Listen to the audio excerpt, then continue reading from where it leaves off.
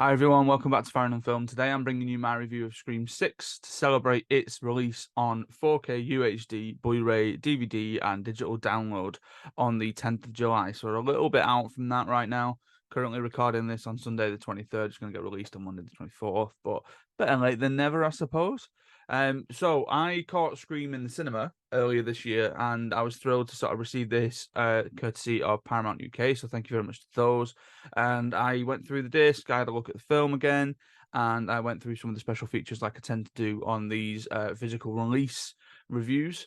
So just to give you the blurb on the back, so the four survivors from the most recent Woodsboro Ghostface killings have moved to New York City for a new start. Just as they begin to feel a sense of normalcy, they receive that infamous call. Ghostface is more brutal and relentless than ever, and nothing will stop them and nothing to stop it hunting them down. Critics are saying Scream 6 is fresh and truly terrifying, and Melissa Barrera and Jenna Ortega are a force to be reckoned with. Now, when I saw it for the first time, and when I've sort of caught up with it since this weekend, I like it. I like Scream 6. I'm a fan of the franchise. The first one, I think, probably being peak Scream, being all the way up there. Second one, I quite like. Third one drops down a little bit. Fourth was trying to do that sort of 10 years later, there's a new sort of culture that's happening. We're going to try and capture the zeitgeist and mention and be meta towards that as well, bringing in a lot of new characters, some of which get referenced here. The 2022 Scream film, I really enjoyed with the new cast. And then this one for me, and this is going to sound really, really strange, but as soon as I saw the sort of artwork and the promotional material around them bringing Scream to New York City and taking it more into an urban setting or a much more urban setting, that intrigued me instantly because I quite like films doing that. I always think back to the Lost World Jurassic Park when you get a T-Rex going down in San Diego. There's something about that I really like, taking that sort of the thing that's been established, in this case, Ghostface, the killings, all that kind of stuff, from the smaller locale into a bigger city. There's something about that I really like. So the film stars, as already mentioned, Melissa Barrera, Jenna Ortega. So I know Melissa Barrera from In the Heights. I know Jenna Ortega from Wednesday, as I'm assuming a lot of us do. Jasmine Savoy Brown, Mason Gooding, bringing together the core four as they refer to themselves in the film. Hayden Pantier coming back from Scream 4, reprising her role as Kirby, and Courtney Cox once again appearing as Gail Weathers. Now, straight away, a couple of things missing. Neve Campbell isn't back for this one for whatever reason. Down to his fate from the last one, David Arquette isn't back in this one. And they kind of leave it there in terms of legacy characters. And what they sort of keep referring back to in this one, again, going down the meta route, is this idea of a legacy sequel. In that if you're bringing all these characters back, if you're bringing these characters back from the sort of new incarnation or the new reinterpretation of it, but then at the same time, you're throwing back to legacy characters, that they are wide open in terms of being killed.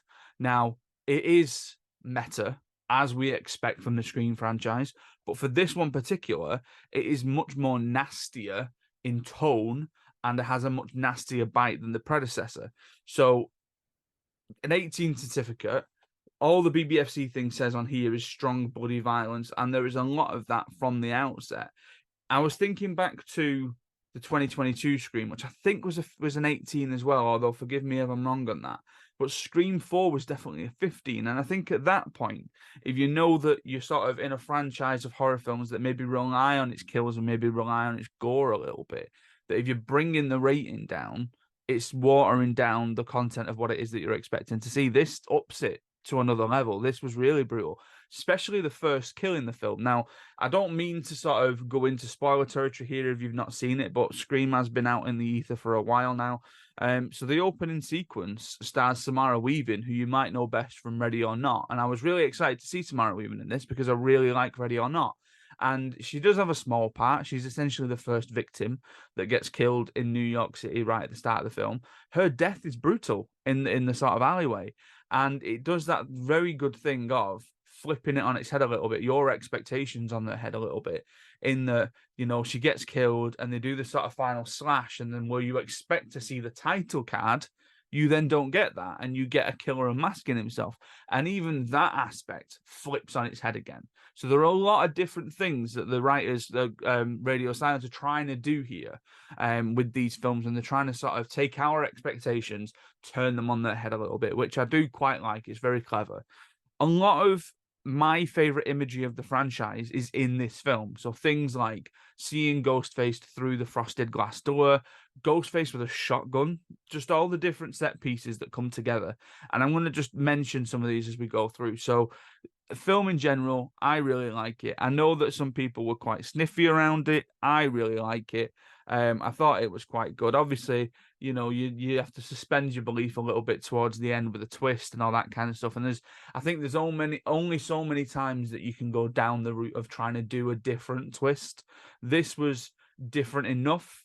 It wasn't something that I'd really fallen too much into thinking about it as I was watching the film, but it works as it is. I'm assuming we're going to get another one down the line because, to be fair, that core four of Barrera, Ortega, Savoy, Brown, and Goodin, I quite like. I'd like to see more of them, so I would happily welcome another one after this one.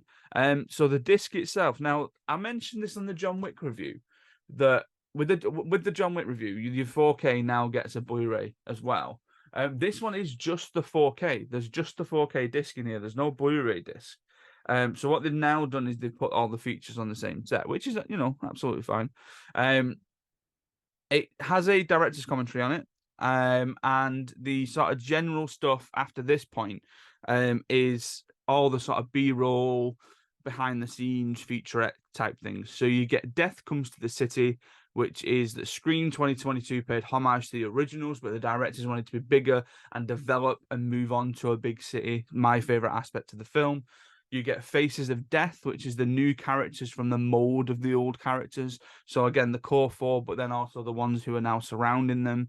More meta than meta, basically going through Scream, doing what Scream does best, referencing all these things, all the film references that begin to happen. It's quite interesting when they go to obviously referencing more contemporary cinema now that these characters can do that. And then you get a series about four or five set piece driven featurettes at this point. So you get Bloodbath at a Bodega. Now, I'll be honest, but this is the first time I've come across the term bodega. I assumed it was a car, and then I got it mixed up with the last film. This is the part where, in a small convenience store, Ghostface goes crazy with a shotgun, and again, it was sort of showing you how they managed to put that sequence together, what the sort of creative decisions were around that sequence. You get an apartment to die for, so a lot of the stuff takes place in the core four apartment, which again is quite intriguing. Night Train of Terror, probably the biggest and best set piece in the film is the subway set piece.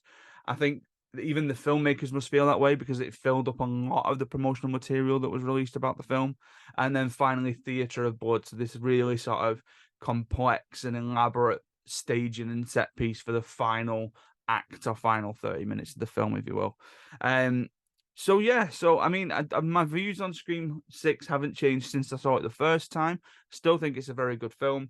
I really enjoyed it. It was great to see it in 4K. It looks stunning, as a lot of the sort of cinematography around the city does, which is my type of cinematography, really. That those sort of like huge drone shots or back in the day crane shots of large cityscapes and stuff like that. And for me, it's a really effective horror film, a new type of horror film, and I would very much like to see more of it. So thank you once again to Paramount for sending this out to me. I enjoyed going through the features. So Scream 6 is available to download and keep now on DVD, Blu-ray, 4K, Ultra HD. Has been since the 10th of July, so I'm sure you can pick it up wherever you get your physical releases from. And if you are more of a digital downloader, which I am sometimes, you can find it in all the good places that you usually would do. So thank you very much for that. There's going to be a lot of stuff coming your way this week, especially. So I was looking at the sort of review schedule that we've got going. Scream 6 today. I've got a review of The Flash coming tomorrow. I'm going seeing the Screen Unseen at Odeon, which I'm assuming is Talk to Me, so there will be a review of that. If I get out to see Barbie, Ruby will definitely have a review of Barbie for you. I may also have a review of Barbie for you, but that depends on where we are with that one. Are you there, God? It's me, Margaret. I'll get to that one as well. Blu-ray review for that one. And tonight I'm watching Dungeons and Dragons, so I'm going to get to a Blu-ray review of that as well. Busy, busy, busy. And then more content coming your way with tier lists and top tens and all that kind of stuff. So it's all good stuff. It's all happening. So thank you very much for watching. Thank you very much for listening. If you'd like to support the podcast, you can go over to our sponsor, Offworld Tees, and use the code Farrand. That's FARRAND for 15% off your order. Go over to the Redbubble page. All the director filmography t-shirts are there. The Oppenheimer and the Barbie t-shirts are still there as well. Quite a few sales in the past few days, so thank you very much for that if you're one of those. And stay safe, look after each other, and I'll see you next time.